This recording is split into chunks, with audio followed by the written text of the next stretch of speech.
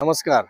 मी सदानंद भारत साबळे, प्रभाग क्रमांक 26 क सर्वसाधारण ह्या राष्ट्रवादी काँग्रेस पार्टी अजयदादा गट याकडून मी उमेदवारी आज फॉर्म दिलाय. तर येणाऱ्या महानगरपालिकेमध्ये 75 पारचा हा जो नारा होता बनसोडे साहेबांचा आणि दत्तमामा वर्णेंचा, या युतीमुळे मला वाटतं 75 नसून 102 हे महानगरपालिकेमध्ये नगरसेवक म्हणून निवडून येतील आणि 100% अजयदादा ह्या गटाकडूनच महापौर उपमहापौर हे निश्चित होऊन जाते. या महानगरपालिकेने जे काही ह्या 4 वर्षाच्या कालखंडामध्ये नगरसेवक नसताना जे सुचवले होते आणि ज्या 5 वर्षामध्ये चालू नगरसेवक माझी नगरसेवक जे केले नाहीत ते आमचा एक अजेंडा असणार आहे, ते काम करणार आहे.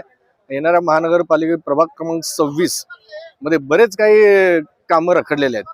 आमदार असो किंवा नगरसेवक असो, तिथं दुर्लक्ष हा भाग झालेला आहे. गाव पातळीवर जर लक्षात जर घेतलं आपण तर तिथं एक खेडगाव ह्या दृष्टिकोनातून बघितलं जातं.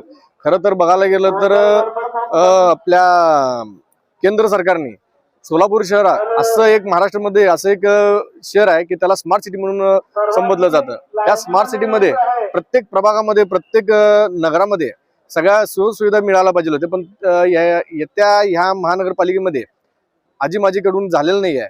तरी माझा प्रयत्न असेल की अजितदादा गटाकडून राष्ट्रवादी पक्षाकडून हे सर्व जे काही आहे नगर विकासाचे जे काम करायचे आहेत ते 100% होऊन जाईल. तरुण आणि युवा चेहरा ह्या सध्याच्या घडीला हे खूप गरजेचं आहे.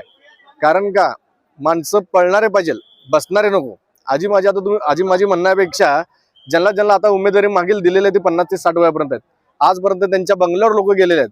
पण हा माझ्यासारखा जर कार्यकर्ता राष्ट्रवादीकडून जर उमेदवारी झाली किंवा तो नगरसेवक झाला तर तो पळणारा नगरसेवक होणार आहे.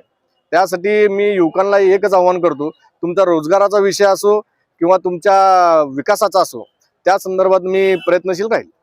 लेटेस्ट अपडेट सुपरफास्ट बातम्यांसाठी सबस्क्राईब करा, फॉलो करा MS13 न्यूज, सोलापूरकरांच्या हक्काचं.